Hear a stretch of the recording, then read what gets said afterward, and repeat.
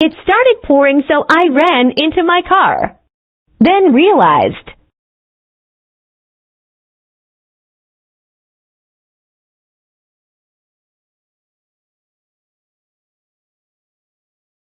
this is not my car.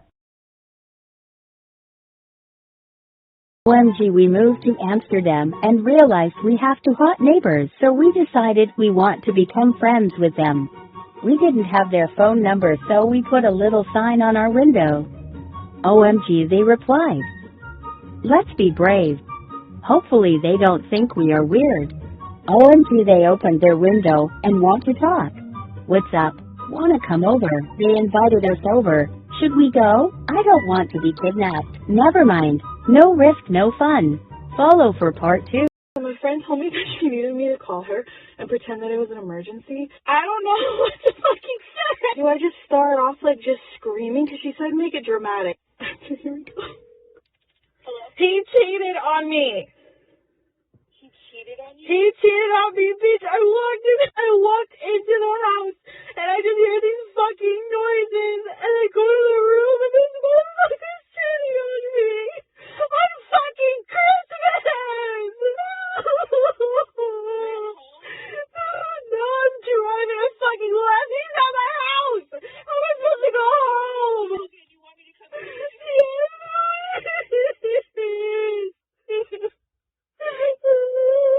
Okay, stop crying. I'm coming. Okay. I didn't want me to cry. How to be a great actress. Shit. This is how I got fired at my job as a paint mixer. Last year I started making paint videos at the store showing everyone how satisfying paint mixing can be, and I really enjoyed doing it. I noticed the videos were doing well and people seemed to be enjoying them on TikTok. I developed a business presentation to show the marketing department how TikTok can be beneficial to the company's brand. The VP of marketing then told me he didn't even want to see my presentation I had made for him. After that, I started purchasing my own paint and continued making the videos. A few months later, I was fired for gross misconduct because people were calling customer service and asking if they could put blueberries inside of paint. I was pretty bummed out at first, but with the support of my friends and family, I continued to do what I love. My friends were even nice enough to let me use their basement as a studio to continue filming my videos. It's been a struggle, but I've been continuing to develop my own brand and make. Imagine TikTok being so powerful that they actually help you identify the person that almost murdered you. On my For You page the other day, I found this viral video that you guys might recognize, which states videos I took before almost being hunted and murdered. I clicked on her page, listened to her story, and was like, I have to know more.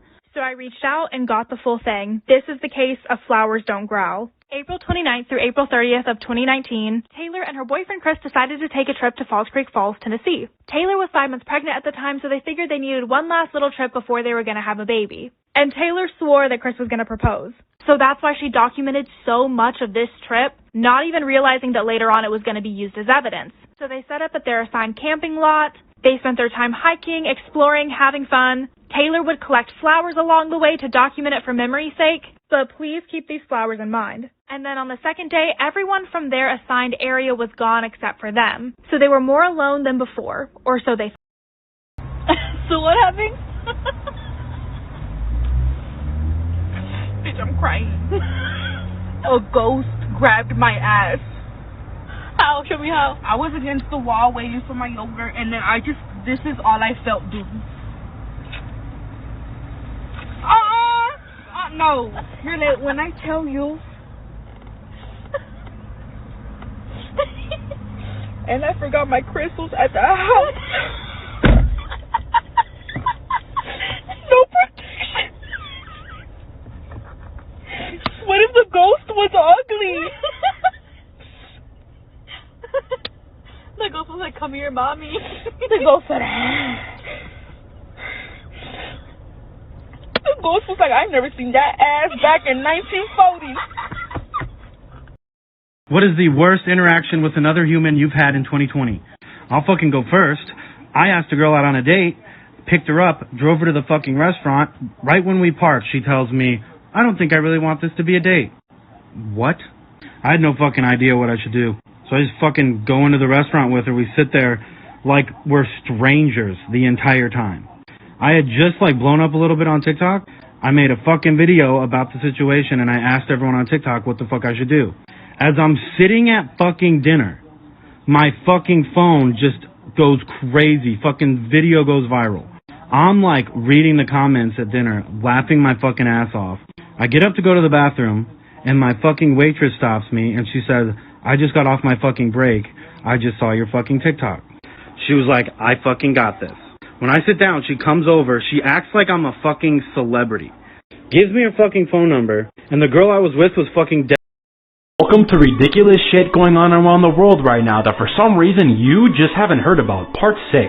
A frozen dragon was just discovered in Canada. A new species of flying creature that was longer than 30 feet was discovered frozen in Canadian ice.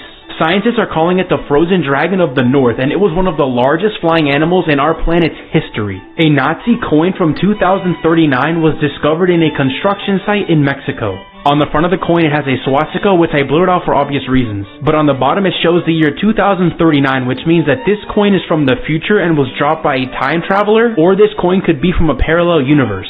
And on the top of the coin it says Nueva Almania, which translates to New Germany. Also, Japan just built a 60-foot robot that weighs over 24 tons. The robot can even walk, kneel, move individual fingers, and even talk.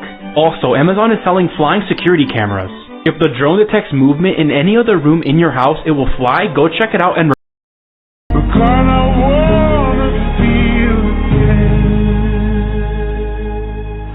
oh God, I wanna feel again. It's just a song, an inefficient way to move the story along. I'm done. You're just being cynical. No, it's just a principle. Someone, won't you make it stop? Don't make it stop. Oh, I can't stop singing. Make it stop, make it stop.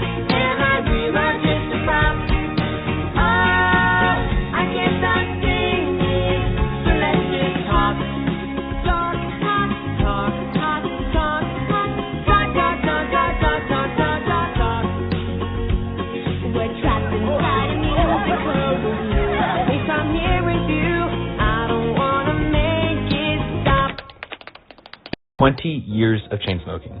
Guys, this is what happens if you never clean your walls and you're a super heavy smoker. So basically we got a call from the owner of this property saying that they have a new tenant moving in and they need it cleaned before they can get in there. So I start off in the bathroom because I'm always on bathroom duty, and just look how satisfying that is. This job was seriously one of the most enjoyable jobs I've ever done just because of how satisfying it was. So basically what we're doing is we're applying our strongest chemical plus using the steam machine to help activate it, and then I'm using things like scour brushes and rags to help clean up all that dirt and years of smog that was left on the walls. Upon first glance, I really wasn't sure if we were going to be able to get off all those layers of smoke, but that steam machine really came in clutch for us and helped us out a bunch. Plus, it was super fun to use. What was really cool about this job was that we actually got to meet the person moving into the property. And he had seen what it looked like before, and he was super worried about moving in. As he should be. I mean, you guys saw how bad those walls were. And so when we had finished, he was just absolutely blown away, which never gets old. I love those before and after reactions. So here's me working in the kitchen. Basically, I just started from top to bottom and steamed all the walls and cabinets. It basically just drips down to the next level, and it makes it super satisfying to wipe up. I was just super happy that I was coming off the walls in the first place.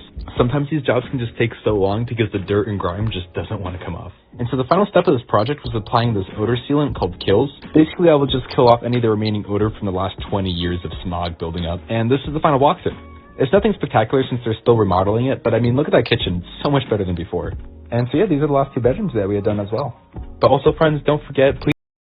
Story time. A girl named Akira Kendrick sent me the story, and the background of it is that her dad was very abusive to her mother, and her mother got custody of Akira, and her dad was not happy about that. Anyway, so Akira was with her aunt and her cousins at her grandmother's house, all on her mother's side, and her dad stops by to say hello.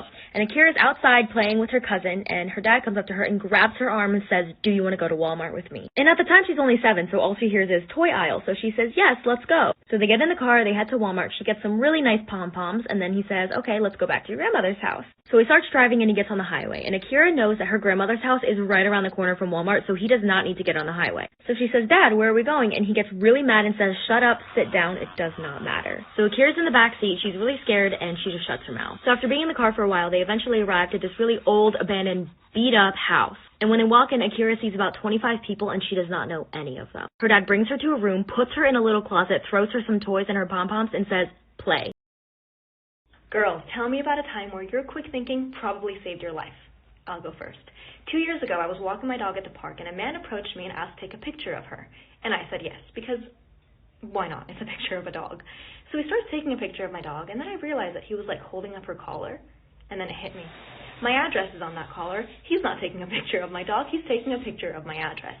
So I told him that I actually didn't feel comfortable with him having a picture of my dog, and I asked him to delete it. So he deletes it and then like starts walking away really fast. And I was like, excuse me, sir, no, could you also go into your deleted album and delete it from there? And he goes, I don't have a deleted album. And I was like, you have an iPhone, everybody has a deleted album, could you please delete the picture? And he was like, sorry, I don't have a deleted album, and like keeps walking away. And keep in mind, this is like 2 p.m. in a park, like there's other people around. So now I'm like chasing after him, and I'm telling him, sir, I know you have the album, I will show you where the album is, can you please go onto your phone so that we can delete the picture? Oh, part 2. What's a really weird thing that your body does that you're not sure anybody else's body does? So apparently my best friend thinks this is my time to shine. When I was 2 years old, my mom slammed the door shut on my finger, and it ripped off the top piece of my finger. This was back in the 90s, and I got a skin graft. So they took the skin, instead of taking it from like the back of my leg or a piece under my arm or something, they didn't want the scar to grow as I grew. So they took it from my groin area, my bikini line. Well, when I got home with the cast, I dunked my hand in the toilet and it got wet inside the cast, so my finger healed wrong and it turned brown, which is really weird. But that's not even the best part. So when I hit puberty and I started growing hair down there, I also started growing hair on my finger. Kids found that out in school, and then they started calling me Coochie Finger. Anyways, here's my finger. Probably can't see the hair. If you're interested, I'll post another video of the hair close up. Found out why this one piece of grass has always been dead. My dad started digging, and he hit something hard. It was a wall. Luckily, my sister's an archaeologist. She thought it was from the 50s, but after a little digging, we think it's more like the 1800s. It turns out it's actually not a wall. It's a building. Come back for part 2 to see what we found. Oh my God.